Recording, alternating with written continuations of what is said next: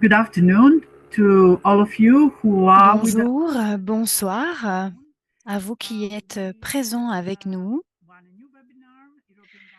Nous avons un nouveau webinaire présenté par l'Association européenne du syndrome de Down et nous allons avoir un webinaire très intéressant. Le sujet aujourd'hui, le diagnostic, le double diagnostic du syndrome de Down et de l'autisme avec notre oratrice Noémie Spinazzi. La traduction se fera en turc, en allemand, en français, en tchèque, en croate, en ukrainien et en italien. L'on voudrait partager quelques conseils avant de commencer ce webinaire. Foulia, vous pouvez passer à la page suivante.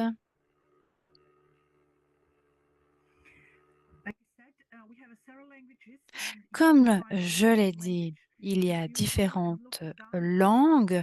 Vous pouvez trouver la langue qui vous intéresse dans la barre du bas sur le globe, là où il est écrit Interprétation. Cliquez dessus pour sélectionner votre langue et écouter le webinaire.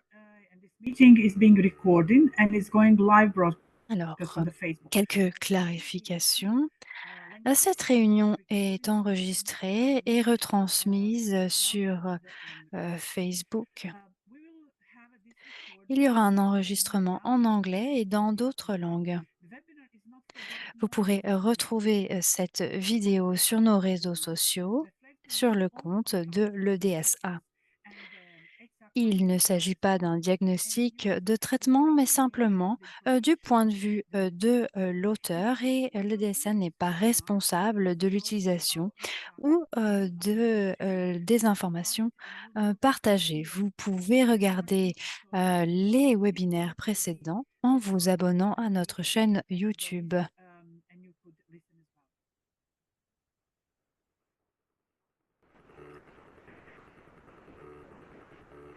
Yeah. Okay. If you have any questions, Si vous avez des questions, comme vous pouvez le voir, parce que vous pouvez nous entendre, mais si vous voulez poser une question, cliquez en bas de votre écran sur le bouton questions-réponses.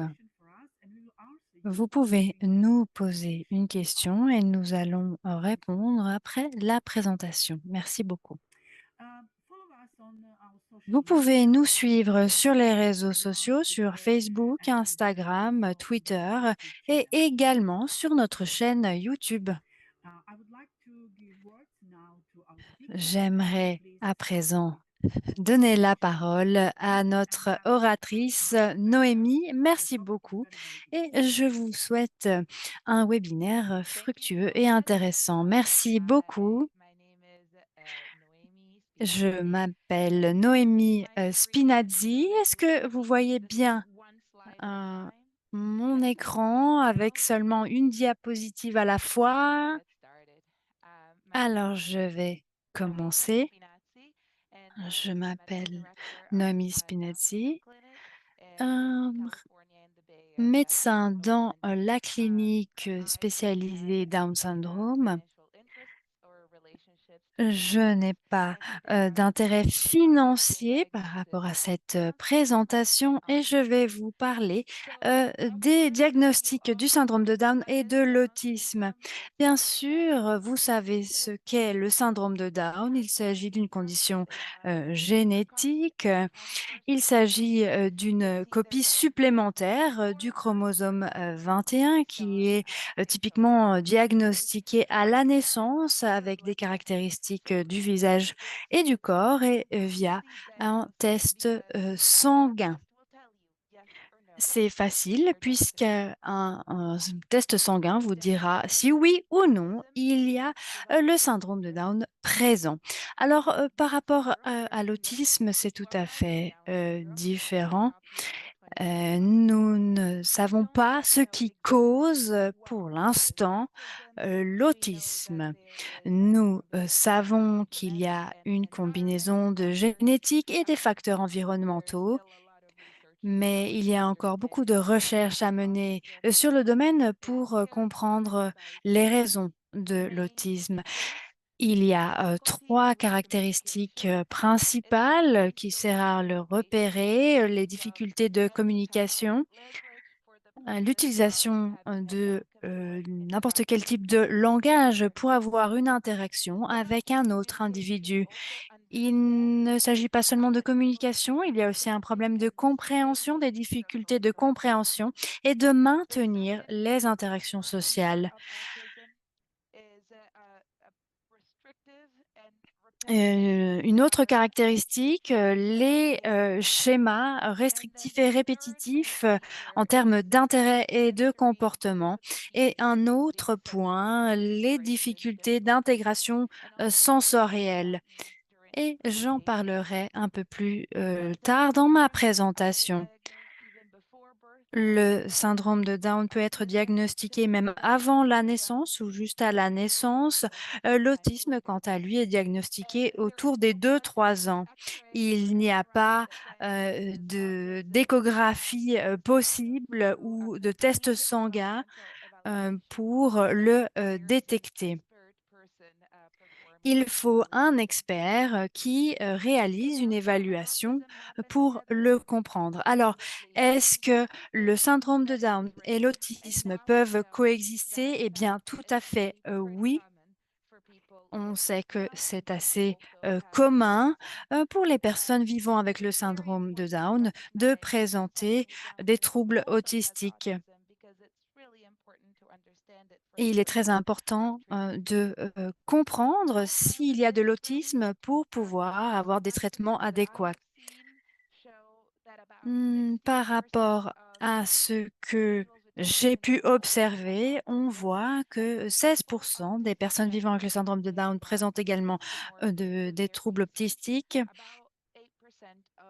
8 des, personnes vivant avec le syndrome de Down ont des aspects plus significatifs en termes d'autisme et c'est plus commun, chez, les hommes et les garçons. Il y a, des conditions médicales qui sont associées, à l'autisme, surtout avec In young kids with Down syndrome between 6 months and de are 20 times more likely to be diagnosed with autism later on. et les enfants qui présentent ces, symptômes ont 20 de plus de chances de présenter ces symptômes, de troubles autistiques. Il y a aussi, des tests, de QI qui sont établis où l'on repère des scores, bas. L'aspect cognitif est impacté, mais parfois ces tests ne sont pas réalisés, donc il est difficile, de comprendre, comment, ce diagnostic, fonctionne en termes de, rapport cognitif. Il peut y avoir aussi un historique, familial avec, des, conditions de développement qui soient similaires. J'ai, parlé du spasme infantile qui augmente les possibilités, de développer, de l'autisme. Il y a d'autres, conditions médicales qui apparaissent plus souvent, tant, pour le syndrome de Down que pour l'autisme.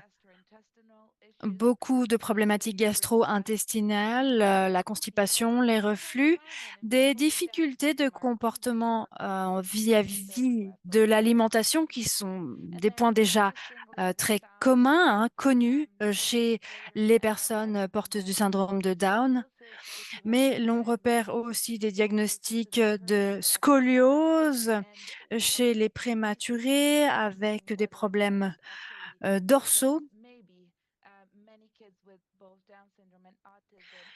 Beaucoup, d'enfants, qui ont les 2 diagnostics, ont moins de muscles dorsaux. Il est important, de comprendre les conditions médicales, qui, détectent, ces troubles. Je vais parler de la présentation de ces enfants. À quoi ressemble l'autisme?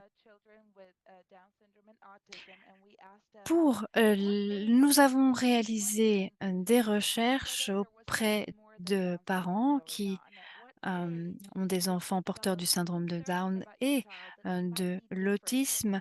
On peut avoir l'impression que les enfants sont différents par rapport aux autres enfants porteurs du syndrome de Down et la moyenne se situe entre 3 et 4 ans.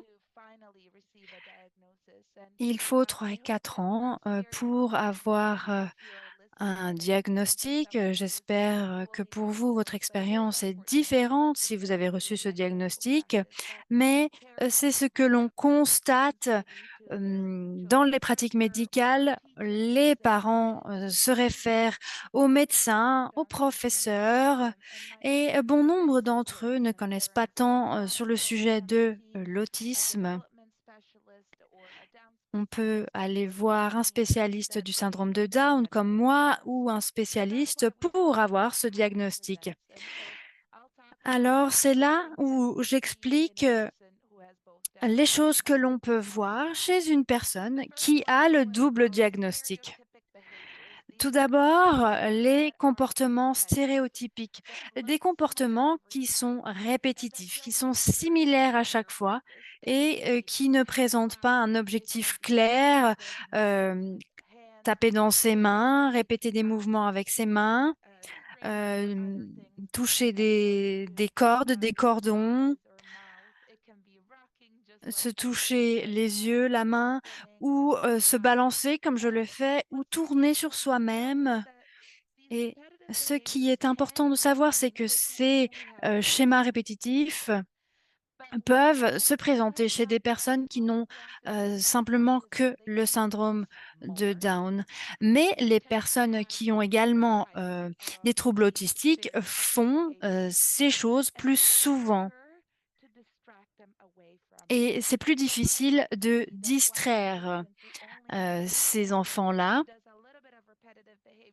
Donc, il y a des schémas répétitifs et quand je suis avec des enfants porteurs du syndrome de Down, je vais voir ces comportements, je vais les inviter à jouer et ils vont venir jouer avec moi. Par contre, les enfants qui présentent de l'autisme sont plus durs à interrompre dans leur schéma répétitif. Autre chose que l'on peut observer, c'est la manière dont ils jouent.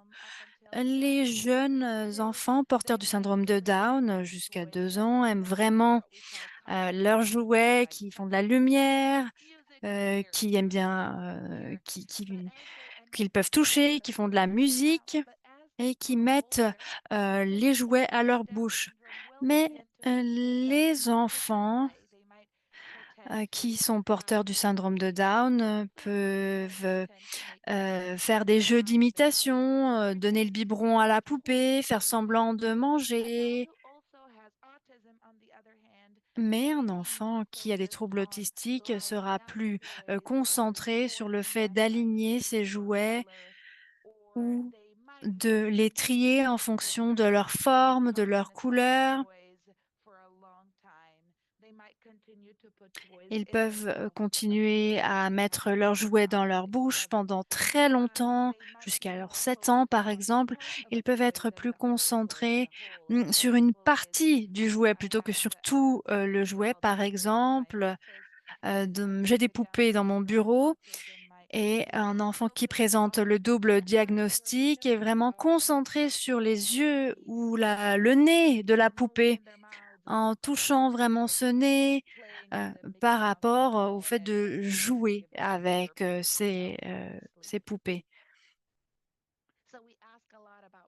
Alors, on pose beaucoup de questions sur les jeux pendant nos visites.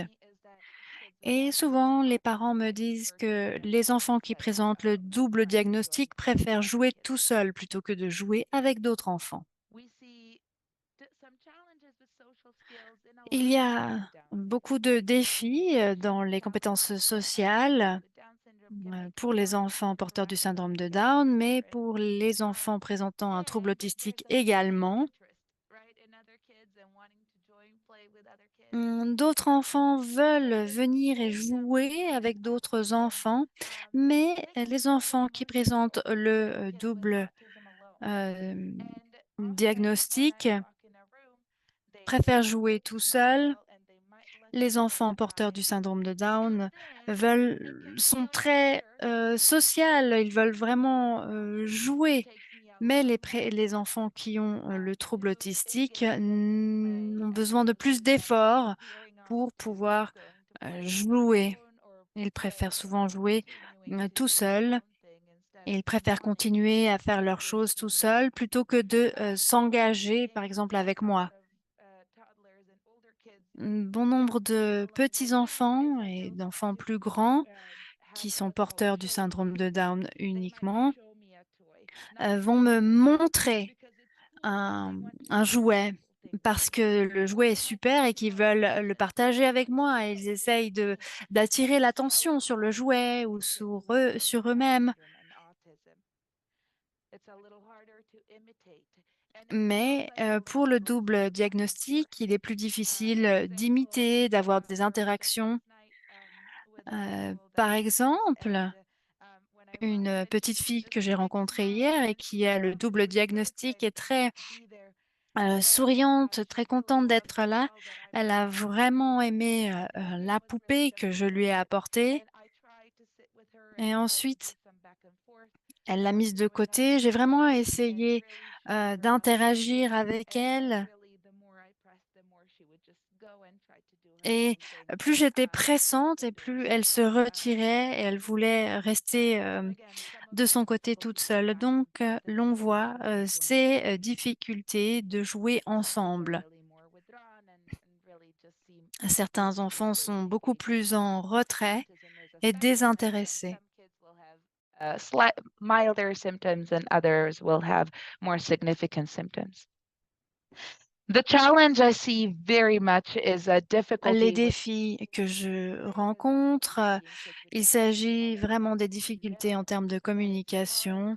On sait qu'il est très difficile d'apprendre à parler avec le syndrome de Down et c'est encore plus difficile de communiquer lorsque l'on présente les deux diagnostics.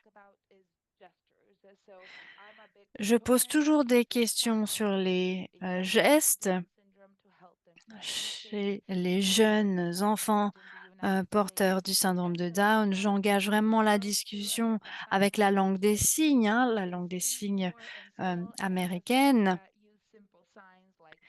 Et certains n'utilisent même pas les signes les plus simples. doesn't use them on their own or might copy a word, they might be perfectly able to Certains copy peuvent copier un mot, par exemple le mot lait, dire lait, mais lorsqu'ils veulent du lait, ils ne peuvent pas s'exprimer, ils restent en face du lait et commencent à pleurer parce qu'ils ne savent pas comment communiquer. Et ça, c'est quelque chose que je vois très, très souvent chez les enfants qui présentent le double diagnostic. On voit aussi les enfants qui pointent du doigt, surtout ce qui est super cool, comme les jouets qui les intéressent, pour montrer leur intérêt, ce qu'ils veulent. C'est quelque chose que l'on voit chez les enfants porteurs du syndrome de Down, même s'ils ne parlent pas. Et cela prend beaucoup plus de temps chez les enfants qui ont le double diagnostic. Les enfants porteurs du syndrome de Down, on me dit souvent qu'ils ne parlent pas beaucoup, mais qu'ils comprennent beaucoup. Par contre, les enfants qui ont le double diagnostic ont des problèmes pour suivre des informations qui sont simples et familières. Il y a toujours un problème de compréhension du langage. Et lorsque l'on parle de discussion, il peut y avoir ce que l'on appelle l'écholalie, de répéter la dernière chose qui a été dite. donc des discours répétitifs ou des parties de chansons qui sont prises complètement en dehors du contexte. Donc, les parents doivent vraiment veiller à ce que les enfants aient une exposition suffisante aux signes et aux gestes. Par rapport aux difficultés sensorielles, ce qui est une caractéristique principale de l'autisme, on sait que le toucher, l'écoute et les autres sens présentent des difficultés, des problèmes d'équilibre, les, la sensation de faim. Eh bien, tous ces sens doivent être compris par le cerveau, puis mesurés pour savoir si je dois faire plus attention à ce signe et ne pas être distrait par ce qui se passe derrière moi et me concentrer sur le signe. Et les enfants qui présentent le trouble de l'autisme ont un problème pour gérer cela. Ils peuvent être très sensibles aux lumières fortes, aux espaces bruyants, à différents aspects. Par exemple, être sensible aux coupes de cheveux, à toucher des choses, et du coup, ils peuvent jeter beaucoup d'objets ou refuser de toucher des choses. Et ils peuvent aussi vraiment pleurer, faire des crises. Et il peut y avoir de très, très grosses crises. Ensuite, le contact avec les yeux peut être différent. Il y a toujours bien sûr un contact avec les yeux, mais il est moins communicatif. Lorsque je fais ça, vous vous dites: «Ah, bah, qu'est-ce qui se passe à côté d'elle, de Noémie, là, pour que je regarde?» Quand je vous fais ce signe, vous tournez la tête. Ça veut dire qu'il y a quelque chose à regarder. Ce qu'on appelle un regard intégré. Et ils ont une problématique avec cela. Ils peuvent se concentrer sur ma bouche plutôt que de se concentrer sur mes yeux et ou me regarder en biais. On voit aussi que les progrès sont beaucoup plus lents chez les enfants présentant le double diagnostic, comme le fait de se nourrir soi-même, comment apprendre à utiliser les toilettes, ou comment communiquer qu'ils doivent utiliser les toilettes et se laver les dents, se brosser les cheveux, pardon. Et là, on voit aussi que c'est plus lent, aussi une communication plus lente. J'entends aussi beaucoup parler de problématiques de comportement de la part des parents qui ont le double diagnostic avec plus d'impulsivité, d'hyperactivité, des comportements agressifs comme mordre et aussi l'auto-mutilation. Et je fais toujours attention à voir cela s'il y a un diagnostic qui est double. Et surtout, si un enfant, on veut vraiment, il faut comprendre la différence entre un enfant qui n'est pas content et qui veut vous le faire savoir, et un enfant qui se tape la tête contre les murs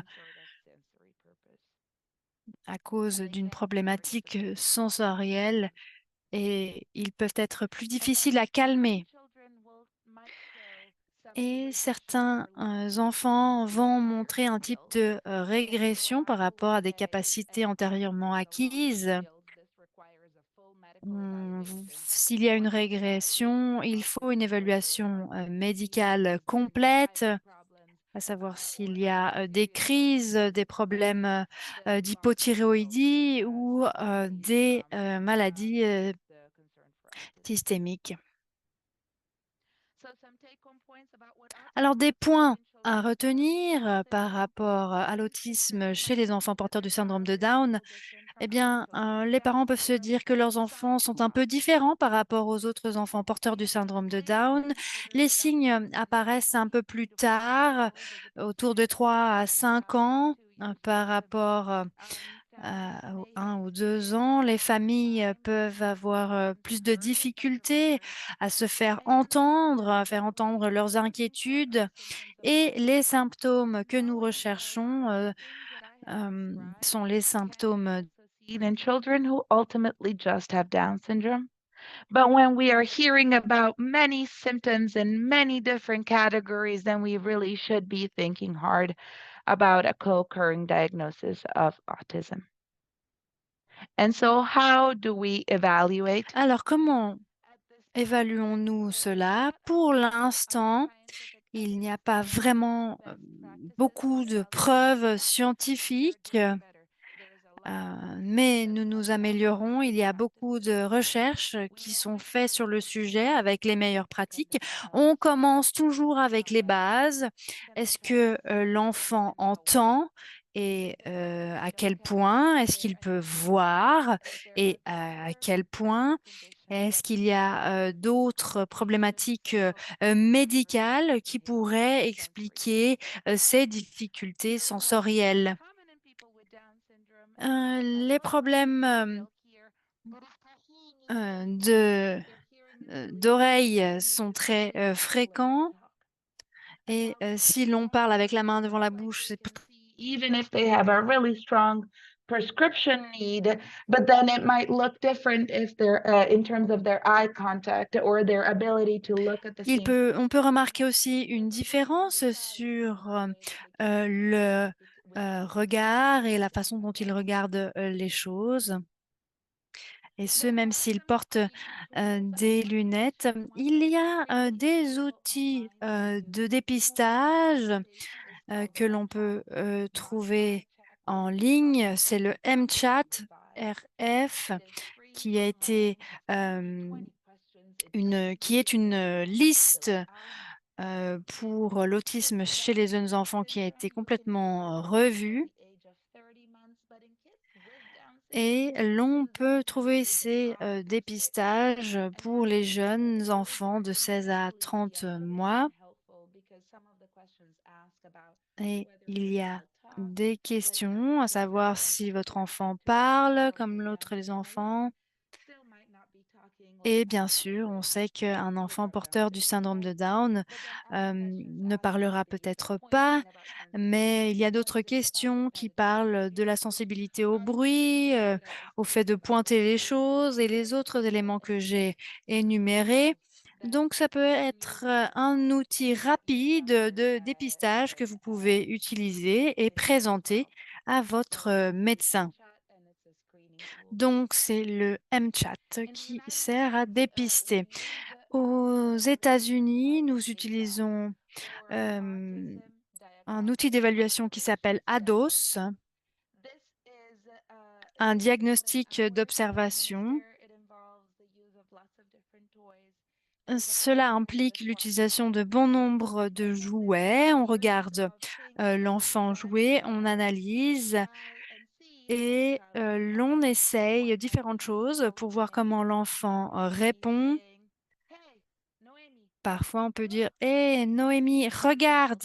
et on regarde si l'enfant suit le doigt pointé. On parle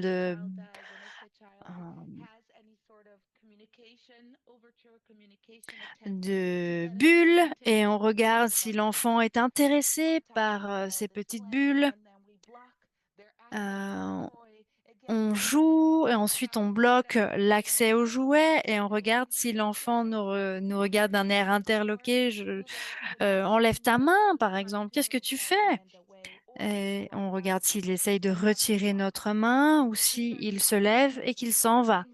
Donc là, c'est des exemples de ce que l'on peut faire pour comprendre cette évaluation qui prend du temps, à savoir si l'enfant présente seulement le syndrome de Down ou s'il présente le double diagnostic.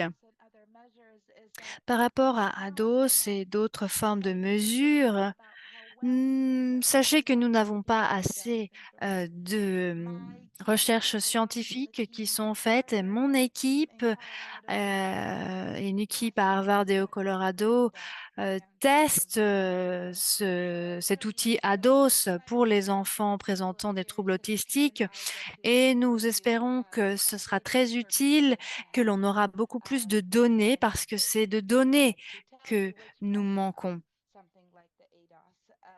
Et je suis ravie de propager cet outil ADOS qui nous aiderait à mieux comprendre ce double diagnostic. Nous avons aussi un groupe d'experts qui est basé aux États-Unis et nous utilisons un interview, un entretien réalisé auprès des parents qu'on appelle ADR. Ça nous permet aussi de nous rapprocher des thérapeutes, des professeurs qui voient certains comportements que l'on ne voit pas et des comportements dans des environnements tout à fait nouveaux. Donc, il est important de savoir ce que ces enfants font dans des environnements différents. Nous utilisons aussi un questionnaire de communication sociale qui se penche principalement sur des questions de communication. Il y a aussi une autre checklist de comportements ABC qui se concentre sur les comportements répétitifs, le Vineland en anglais,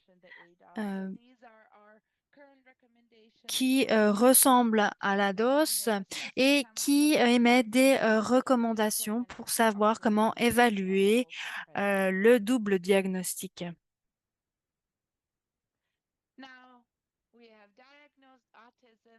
À présent, nous avons diagnostiqué l'autisme. Alors, comment aider les enfants qui présentent ce double diagnostic et comment faire pour qu'ils s'améliorent là où ils ont des problématiques? Encore une fois, il y a vraiment une pénurie de preuves et des recherches limitées sur le traitement spécifique pour le double diagnostic.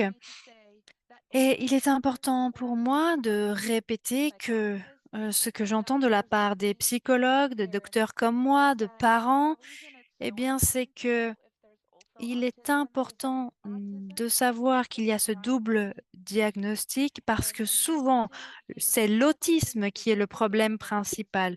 Et c'est là où l'on a besoin d'interventions spécifiques pour aider un enfant qui a le double diagnostic. Alors, bien sûr, nous réfléchissons sur les domaines où nous voulons intervenir, bien sûr, les difficultés en termes de transition, qui dévient d'une routine, des difficultés en termes de capacité sociale, des problématiques sensorielles, des comportements qui représentent des défis. Et les parents nous expliquent quelles sont les problématiques principales. Donc là, c'est les domaines d'intervention principaux. Puis, l'on commence à établir des objectifs. Donc là où l'on espère que l'enfant sera, par exemple, on veut de la sécurité, on veut de l'indépendance, une qualité de vie. Ensuite, on réfléchit à des objectifs qui soutiennent ces résultats à long terme. Donc, on veut aider au niveau de la communication, du fonctionnement social et du bien-être. Puis, il y a aussi des objectifs à court terme, faire en sorte d'avoir une attention partagée, que l'on regarde la même chose pour que je puisse vous enseigner cette chose, apprendre à attendre pour avoir une interaction où il y a un peu d'attente, utiliser la communication par rapport au comportement. Nous avons tous des manières différentes de répondre à ces interventions, hein. Les enfants ont des manières différentes. Parfois, il faut une intervention plus intensive. Certains vont progresser plus vite que d'autres.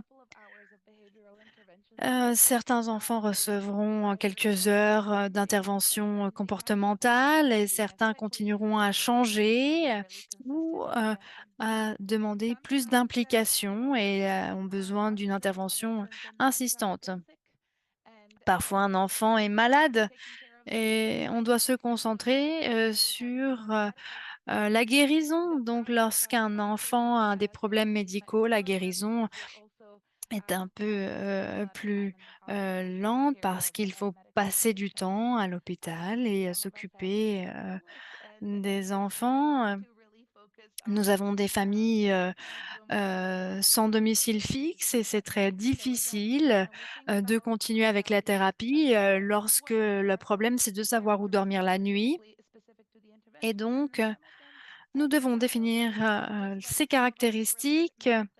Par exemple, vous le savez, certains d'entre nous sont bons en maths, d'autres en littérature. Eh bien, les enfants ont des capacités meilleures dans telle ou telle activité.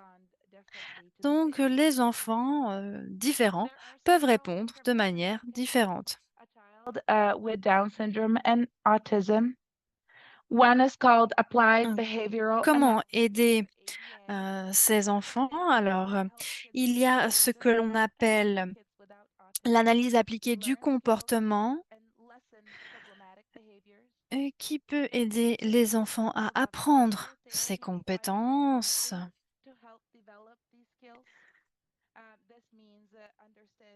Cela veut dire comprendre le comportement que l'on vise et comprendre ce qui déclenche le comportement, ce qui maintient le comportement. Par exemple, si c'est tout jeter par terre, crier et pleurer,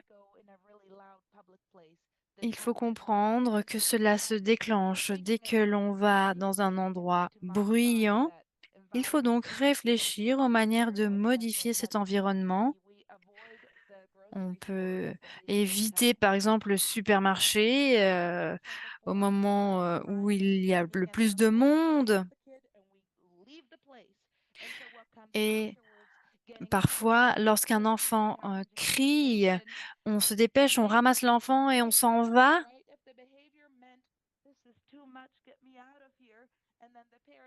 Si le comportement c'était c'est trop pour moi, sortez-moi d'ici, eh bien, ça veut dire que ça va fonctionner. Donc, l'enfant va savoir que si il lâche quelque chose par terre et qu'il crie, hop, les parents vont partir. Donc, il faut aussi regarder comment répondre sur le moment pour gérer un comportement problématique. On peut aussi expliquer comment signer le je veux sortir d'ici par rapport au fait de récompenser ce comportement de tout jeter et crier. Là, c'est une vidéo qui est disponible sur YouTube. Je n'ai pas vraiment le temps de vous le montrer, mais vous avez le code QR sur l'écran, vous pouvez le scanner. Et cela montre comment l'analyse appliquée du comportement est utilisée avec un enfant. Il y a des formations pour les parents qui peuvent fonctionner, soutenir les parents lorsqu'ils travaillent avec leur enfant, basés sur les mêmes principes principes d'analyse appliquée du comportement. Et cela sert aux thérapeutes qui travaillent avec les parents, qui enseignent les principes de la gestion du comportement.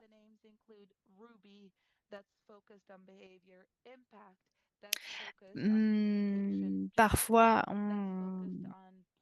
il y a une terminologie comme Ruby pour le comportement et d'autres termes pour la compréhension.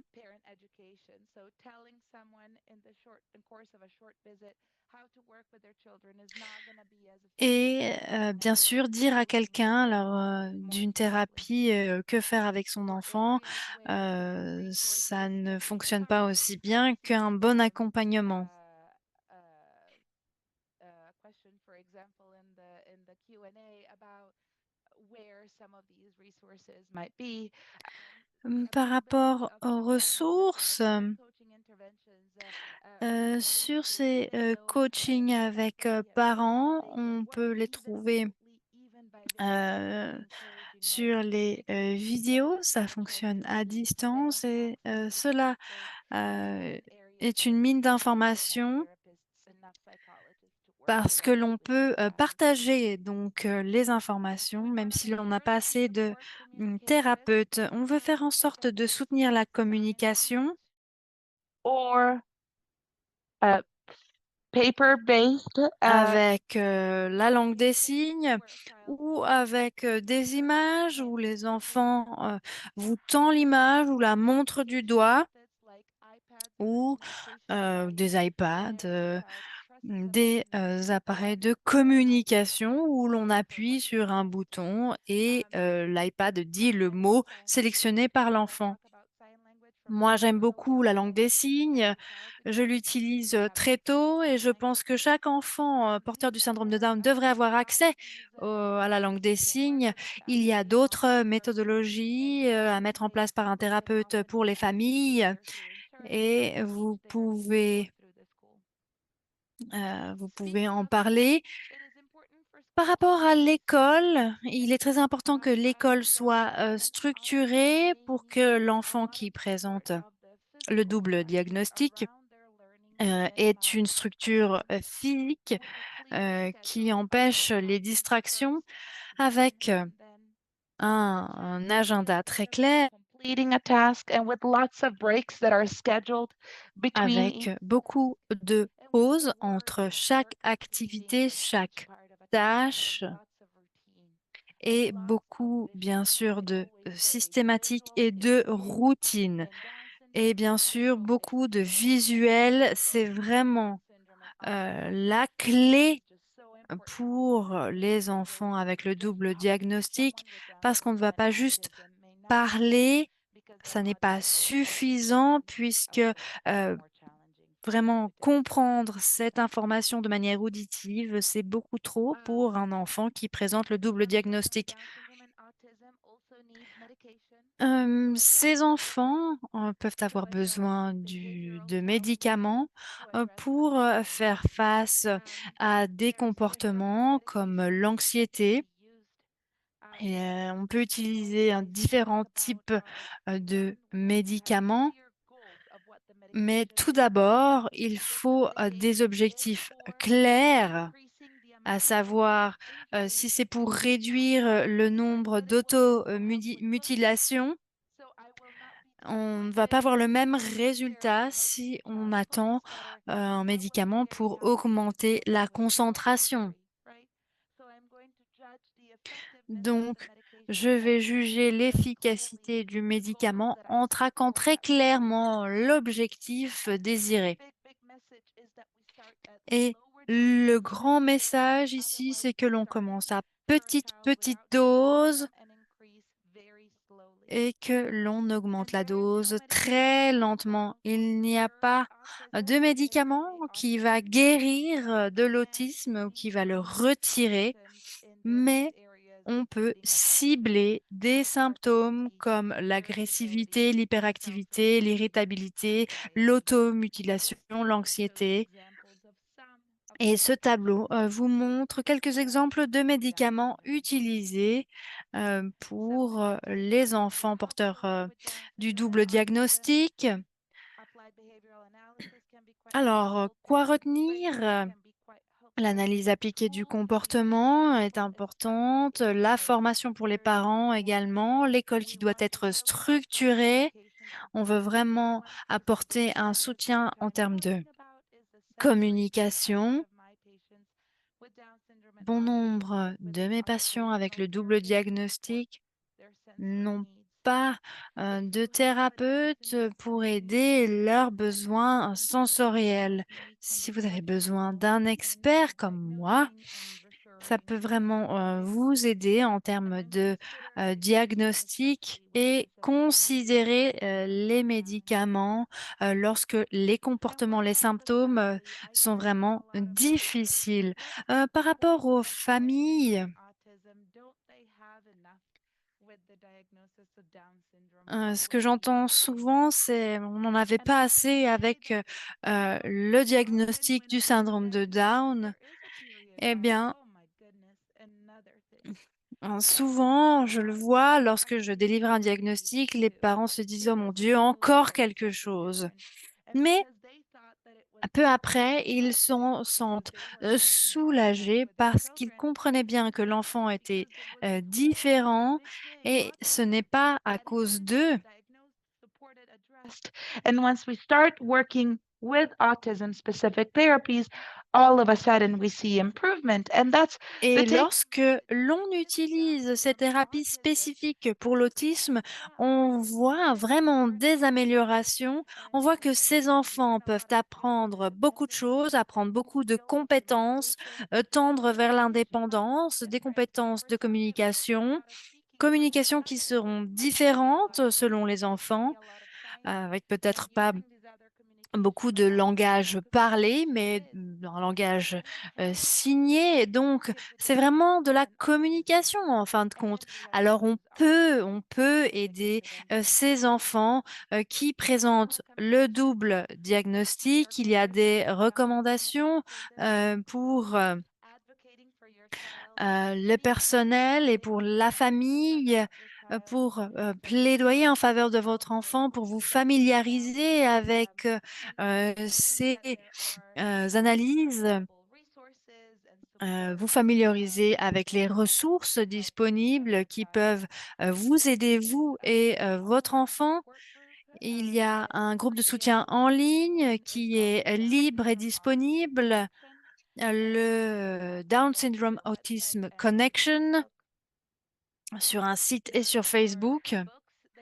Il y a des livres que vous pouvez vous procurer, la deuxième édition de ce livre avec l'intersection syndrome de Down et autisme, et la deuxième édition est vraiment superbe.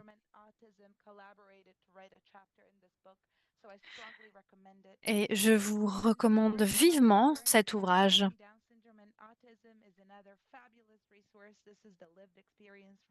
Ensuite, vous avez l'expérience vivante d'un parent d'enfants qui présentent le double diagnostic, et vous pouvez trouver d'autres ressources. J'aimerais remercier mon organisation professionnelle qui réalise un travail colossal, et je vais en rester là pour pouvoir répondre à vos questions, et je vous remercie pour votre temps.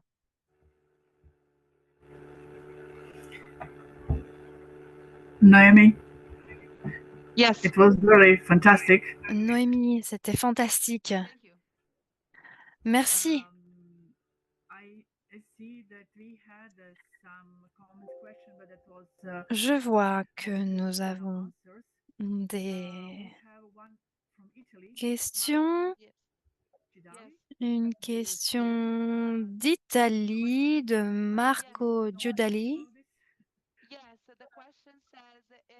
Alors, si vous comprenez, la question est: dans le nord de l'Italie, il peut y avoir des structures de compétences pour l'évaluation de la présence double. Alors, moi, je ne sais pas ce qui est disponible en Italie, mais je sais qu'il y a une organisation forte pour le syndrome de Down, et une association qui est très forte et qui pourrait vous aider. Peut-être qu'il y en a une en Lombardie, même si je suis italienne, ça fait 20 ans que je pratique aux États-Unis. Docteur Valentini à Rome a un programme pour le syndrome de Down. Elle peut avoir des ressources à vous partager. Je vois que Jacqueline a la main levée. Si vous avez une question. Oui. Est-ce que vous avez déjà rencontré des personnes partiellement porteuses du syndrome de Down diagnostiquées avec l'autisme et y a-t-il des connaissances par rapport aux gènes qui soient impliqués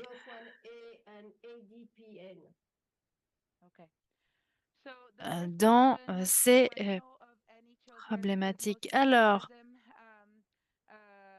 par rapport à votre première question, 1% des personnes porteuses du syndrome de Down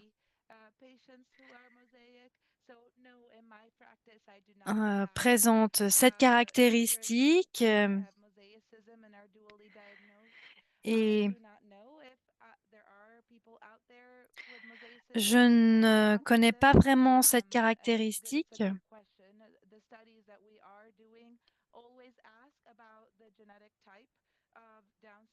Par rapport au type génétique et lorsque nous effectuons des évaluations, nous posons toujours ces questions par rapport aux gènes, mais pour l'instant, nous n'avons pas beaucoup d'informations. Je vais lire les questions dans le question-réponse. Pia demande à savoir s'il est commun que ces enfants double diagnostic aient des problématiques de sommeil et des conseils. Oui.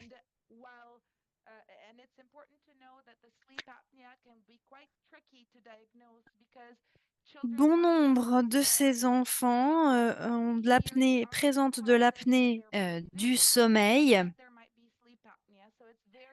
mais c'est très difficile à détecter parce que ces enfants ne ronflent pas. Donc, je recommande d'avoir une évaluation du sommeil avec les enfants porteurs du syndrome de Down. Parfois, il y a vraiment ces problématiques de se lever trop tôt, de se réveiller dans la nuit. C'est très courant pour les enfants présentant le trouble autistique.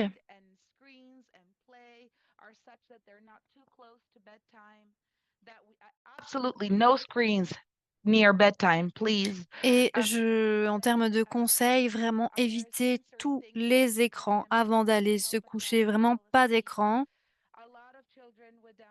Bon nombre d'enfants qui présentent ce double diagnostic ont besoin de mélatonine ou de médicaments similaires pour dormir. D'abord, il faut savoir s'il y a de la constipation, des reflux, de l'apnée du sommeil. On me demande où je suis. Je suis à Oakland en Californie et je diagnostique les enfants.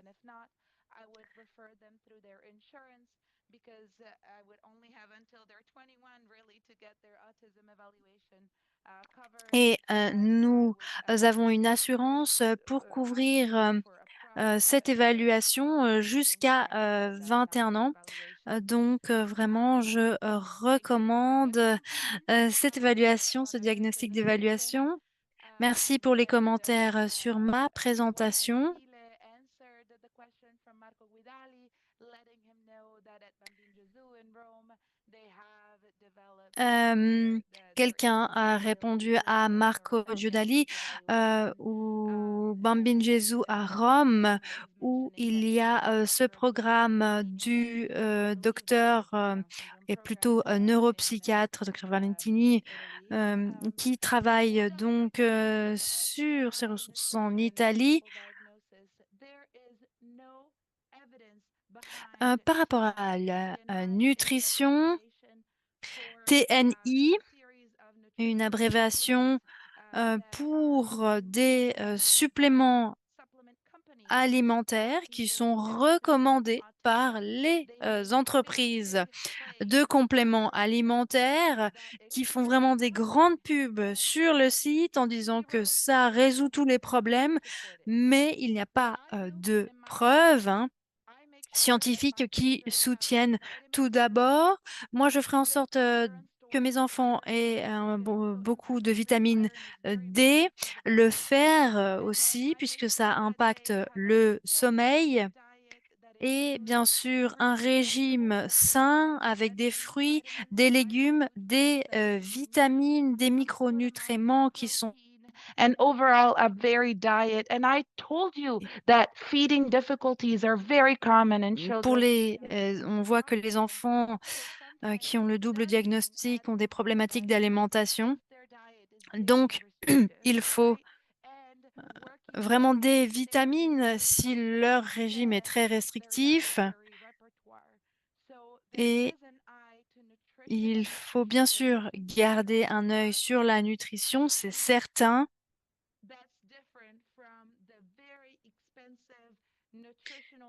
Et c'est vraiment différent par rapport au régime de compléments alimentaires vendus par ces entreprises comme étant un miracle et qui coûtent très cher.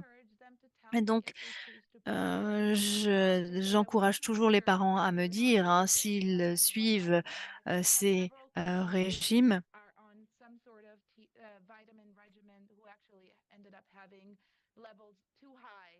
Et moi, par exemple, j'ai suivi des parents qui donnaient des compléments et les enfants présentaient des niveaux trop élevés de vitamine A, par exemple. Donc, moi, je ne recommande pas cela parce qu'il n'y a pas de preuves solides derrière. What does the abbreviation ADLS mean? ADLs, Activities of Daily Living. Activité of daily living, donc les Activities of daily living, eating by ourselves, la grooming question posée par Ute. Donc, il s'agit d'utiliser les toilettes soi-même, de pouvoir s'habiller vraiment de manière indépendante. Ça, ce sont des exemples d'activités de la vie quotidienne ADLS. Par rapport polyadénine qui est un autre complément, je vois la question là. Donc, j'en ai pas entendu parler. Je ne suis pas au courant de leur efficacité. Et par rapport aux recherches et aux études que je lis, je n'en ai pas entendu parler. Donc,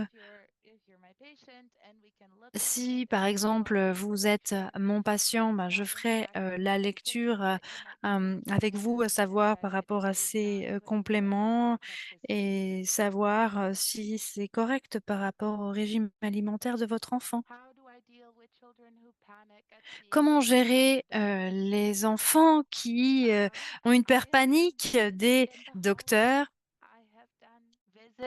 in the parking lot. Alors moi, j'ai eu des visites sur le parking, dans le hall, des vidéoconférences aussi, parce que parfois c'est plus facile pour certains enfants et ensuite ça m'aide à voir les enfants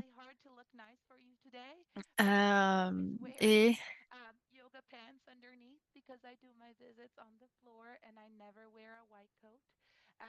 Euh,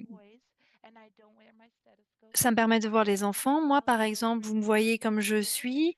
Je ne porte pas une blouse blanche. Je ne porte pas non plus de pantalon blanc parce que souvent je suis assise par terre. Donc, certains enfants ont besoin d'un médicament pour les aider avec leur anxiété face au docteur. Et ça aide à préparer l'enfant en expliquant ce qui va se passer pendant la visite. Ainsi, l'enfant est préparé, il est moins anxieux.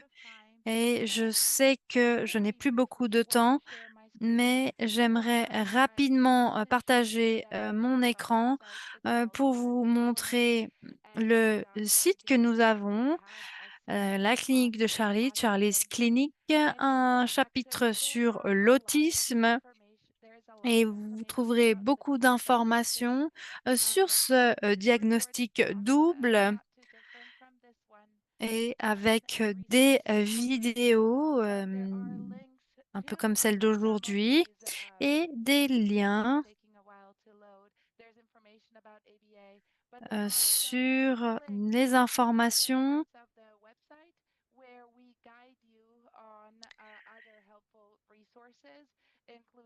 des liens qui vous envoient sur des ressources vraiment très utiles comme ça, des informations sur le comportement, des histoires sociales, comment se préparer à un rendez-vous chez le dentiste, comment aller à une prise de sang. Et je partage ces ressources si je vois qu'un enfant est vraiment très anxieux. Et ce matériel permet aux parents de préparer l'enfant. Il y a aussi des programmes TV comme Daniel Tiger, Sesame Street, avec des petits dessins animés qui expliquent comment aller chez le médecin, chez le dentiste. Et je dis aux parents que c'est un devoir, avant de venir me rendre visite, de montrer ces vidéos aux enfants pendant plusieurs jours avant la visite pour qu'ils aient moins peur. At the moment, we don't see some new Q&A. Noémie, really, you Nous told us n'avons pas de nouvelles questions pour l'instant. Vous nous avez expliqué beaucoup de choses. Je pense que vous reviendrez parce qu'il y a beaucoup de choses à partager qui sont très intéressantes pour nos enfants, pour nos jeunes et même pour les plus âgés parce que parfois on oublie des éléments. Donc il est bon parfois de répéter, de commencer à réfléchir, d'utiliser certaines activités que vous avez mentionnées. S'il n'y a pas d'autres questions, eh bien, merci d'ailleurs d'avoir partagé le site dans le chat. Je vois. See it, but I will answer to Stuart with the link to the website too. Okay. So if you go in the Q&A, Si vous allez sur le bouton questions-réponses, vous trouverez le lien. my email address. I cannot answer every email from every person. I take care of Je ne peux pas répondre à tous les emails et je pense que s'il y a des questions spécifiques, vous pouvez m'envoyer un mail en tant que DSA et je préfère être honnête et je ne peux pas répondre à toutes les questions à travers le monde. J'aimerais beaucoup, mais c'est difficile. Donc, je partage l'adresse du site. Oh, there you go. Busted. Noémie, thanks a lot. Thanks to all who Merci beaucoup, Noémie. Merci à tous les participants et participantes. Passez une belle journée aux États-Unis et nous, en Europe, nous allons passer une bonne soirée, un bon week-end.